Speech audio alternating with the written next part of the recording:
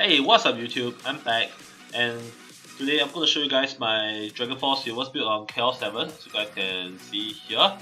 So without further ado, let me just jump straight into the relics. For my walls, I'm using my Perfect Totem. This is actually a new drop, so you can see that it's 4 stat. And for my weapon manufacturers, I'm using a Perfect Medallion. This is new. In the past, I used a Skull instead of a Medallion, or rather a Mark, but I figured that a Medallion is actually better, and I'll tell you guys why as we jump into the build. So I don't have my characters equipped, and I'm just gonna save some time, start the wave already, and talk to you guys about the build. So one of the initial reasons why I found Medallions to be better is that Medallions are a lot more consistent. The only situation where you are losing damage by switching from a Mark to a Medallion is when you are like extremely lucky or something, which means that for some reason you're critting more than what you're supposed to crit. You're critting more than your normal so-called tower hits, and that's almost impossible because the raw stat values, the statistics show that your towers only have like a 33% chance to crit. So no matter what, you should be getting more overall DPS on a medallion instead of a mark for weapon manufacturers, and I've actually tested it on the dummies to find out it's true.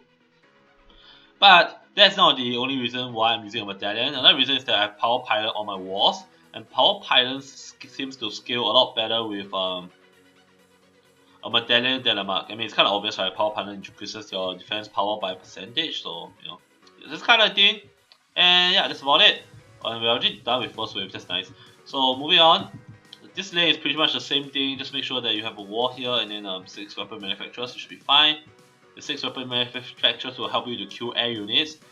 If you do not have daily strikes, I recommend getting daily strikes on your weapon mans. I mean, sure, you can get a bit more damage by dropping daily strikes for defense rate or defensive crit damage. I actually tested both as well. Both are really close in terms of actual DPS of dummies. But yeah, you kind of need daily strikes. You want your WMs to be able to hit air.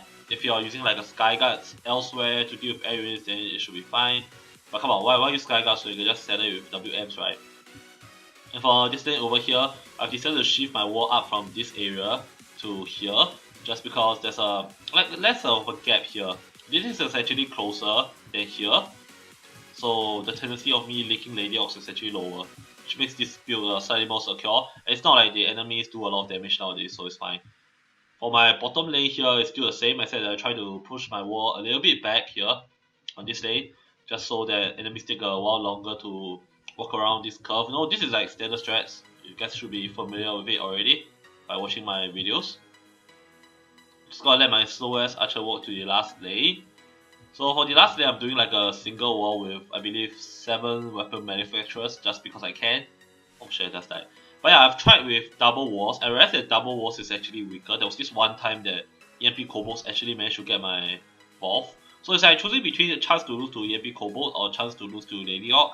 And I would much rather lose to Lady Orc since that can be prevented as long as someone is actually standing on the lane.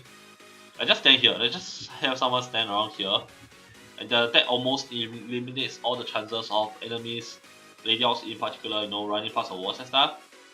Although I have to say there was this one time, one of the giant ogre dudes, if you guys watch my stream, you guys will have seen it. One of the giant ogre dudes just walked up to the wall and they just took a jump. It's not supposed to jump, by the way, but for some reason it jumped and then it went over the wall. So that was really odd, the one time it happened. But yeah. Alright, I think that's all about the build. That's all I wanted to say about the build, and I'm gonna go over why I haven't been uploading videos recently. So if you guys haven't heard already, Reflowbot is shutting down in sometime in June. And yeah, I have always been using Reflowbot. So hearing it go is kinda sad, but at the same time it means that I have to find a new bot basically. So I took a lot of time to set up Ankbot, for example. I was doing it on my stream yesterday, I think. It was yesterday. And on the weekends I was playing some other games as well. I'm not sure if you guys are actually interested in other games videos on my channel. Like if I upload some other games I play, talk about it, make like a short review, mostly MMORPGs I think. But yeah, so I've been busy, which is why I haven't been putting out much videos, but don't worry guys, I will definitely put out more videos over the week. There's actually quite a lot of interesting things that I wanna tell you guys about after the patch. If you guys have not already, definitely check out my other videos for some tips and tricks. And I believe that you guys have not heard about my thoughts on the what do you call it? The max cap range fix. You know, previously prior to this hot fix, you couldn't get like relic drops above your current relic caps, which is 22.5k, but now you can. You can get like 22.9,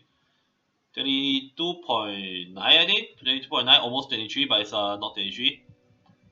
So just like to say that okay, it gives me something to farm for, which is why you guys can see that I'm like almost level on session 1000. I didn't expect myself to be playing this much at all, to be honest, but yeah, almost at 1000. Didn't really hit any relic caps for relics, medallions actually, but I did hit a relic cap for orb and actually managed to hit it almost twice. The second time was like super close, about 5 stats, 6 stats off.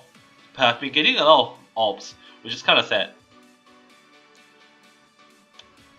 And yeah, so this video is gonna be really short, just because you know this is like a super strong build.